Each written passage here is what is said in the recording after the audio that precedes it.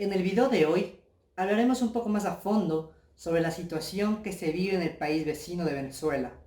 De igual manera, se tendrá énfasis en los diferentes pronunciamientos que ha hecho el secretario general de la ONU y también se hablará un poco más de cómo actúa el principio de no intervención en la crisis venezolana. Aunque es de conocimiento general, es preciso explicar de manera resumida los hechos que llevaron a que Venezuela esté pasando por la peor crisis en su historia. Para esto, se expondrán 5 posibles causas por las cuales Venezuela vive en la precaria situación actual. La primera causa es el asistencialismo. El entonces presidente Chávez, quien gobernó desde 1999 hasta 2003, adoptó un modelo asistencialista, que consistía en que se implementaban programas de construcción de vivienda, aumento de pensiones para los ancianos y acceso a la atención primaria de salud, que después, lamentablemente, se volvió imposible de mantener. Chávez empezó a utilizar toda la renta petrolera para entregarle recursos a la gente necesitada. Aunque parece deseable, esto no es sostenible en el tiempo, pues el Estado se fue quedando sin fondos.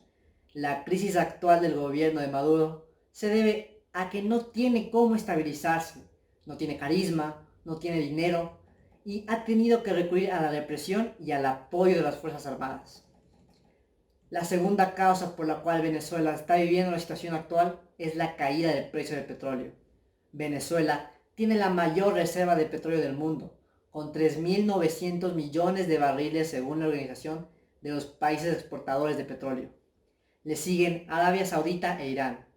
Sin embargo, a pesar de esto, los precios del mercado internacional petrolero son muy volátiles.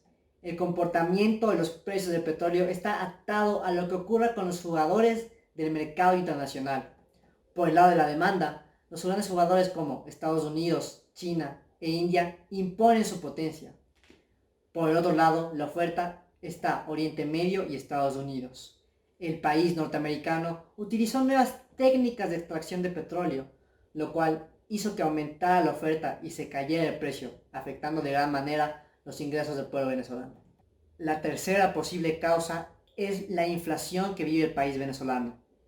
Venezuela tiene un problema muy grave de inflación, provocado principalmente por la escasez de los productos de carácter básico como lo son la comida, los enseres y los productos de primera necesidad. Esto hace que los precios aumenten exponencialmente. El bolívar, que es la moneda nacional de Venezuela, ha caído vertiginosamente. En 2013, un dólar equivalía a 6.3 bolívares oficiales. Sin embargo, en 2019, un dólar equivalía a 9.9 bolívares oficiales. La cuarta posible causa es cómo el gobierno ha atentado contra las instituciones democráticas. La crisis social se incrementó cuando líderes de la oposición como Leopoldo López o Antonio Ledesma fueron acusados de asociación para delinquir y conspirar contra el gobierno de Maduro. Posteriormente, estos fueron arrestados. Esta situación llevó nuevamente a las personas a volcarse a las calles y realizar nuevas protestas. Esta situación atenta contra la democracia y hace que Venezuela se desplome, pues se sostiene en la medida en que haya peso y contrapeso institucional. Cuando esto no ocurre, empieza a haber persecución, decretos de medidas extraordinarias y abuso del poder. La quinta y última causa de la posible crisis venezolana es la relación diplomática que se maneja en el país. La pérdida de aliados ha hecho que Venezuela tambalee en sus relaciones diplomáticas, lo que ha hecho que se imposibilite cualquier tipo de relación con ciertos estados que apoyan a la oposición. Todo lo anteriormente dicho ha provocado que el secretario general de las Naciones Unidas se pronuncie entre los diferentes hechos que han sacudido a nuestro país vecino.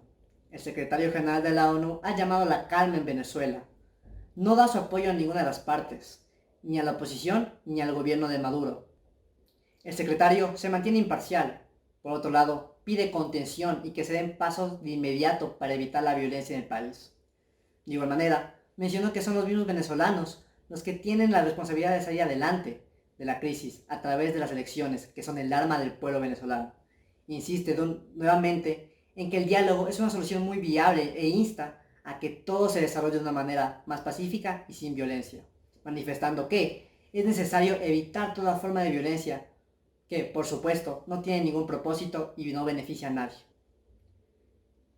Es importante establecer cuál es la función del principio de no intervención para analizar cómo afecta esto a la crisis venezolana. La prohibición de intervención establece restricciones a la influencia en los asuntos internos de otros estados.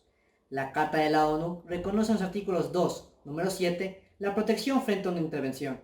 En términos generales, la prohibición de intervención protege principalmente la autonomía de los estados individuales en lo concerniente a la estructuración del orden cultural, social, político y económico.